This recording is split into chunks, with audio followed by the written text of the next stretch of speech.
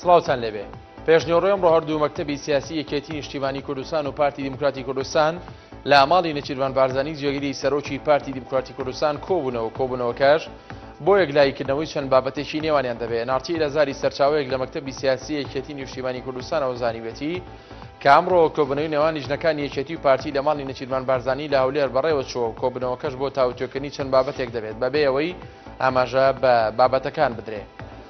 جێگری سەرۆکی هەرێمی کوردستان داوای گرتنەبەری مەبدەئی شەفافەتی کرد لە داهاتی نەوتی هەرێمدا. تاکیدیشی کردەوە کوردستان دژ بە دیاردەی گەندەڵی دەوەستێتەوە و تاگڕەویش لە هیچ کەسێک قبوڵ ناکەن.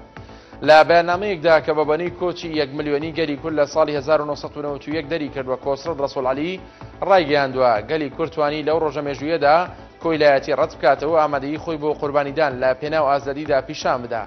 ڕوونیشی کردەوە ئەگەر ڕاپەڕین زەنجی ئاگادارکردنەوە بوو بێ بۆ دژمنان ئەوە کۆچی 1 ملیۆنی پەیامێکی ئاشتی دموکراسی بووە دژ بە داگیرکاری.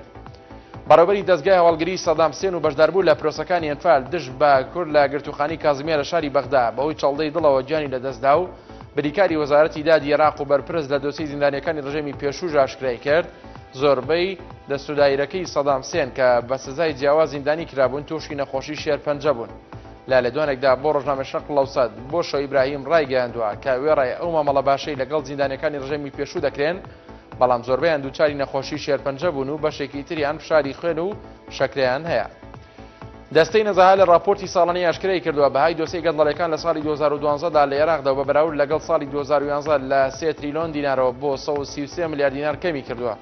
تاکیدیشی کردوێتەوە کە کۆێوسکاڵانی حواڵەی دادگای عێراق کراون گەیشتۆتە نزیکی 4278 سکاڵا. راپۆرتەکەی دەستەی نەزاهات دەری خستووە ژماری ئەو تۆمەتبارانی ڕاپێچی دادگا کراون گەیشتۆتە 5980 کەس وتیشی ژماری ئەو تۆمەتبارانی لە لای دەستەکەیان داوە کراون 8696 تۆمەتبارە. هەر شاد بن.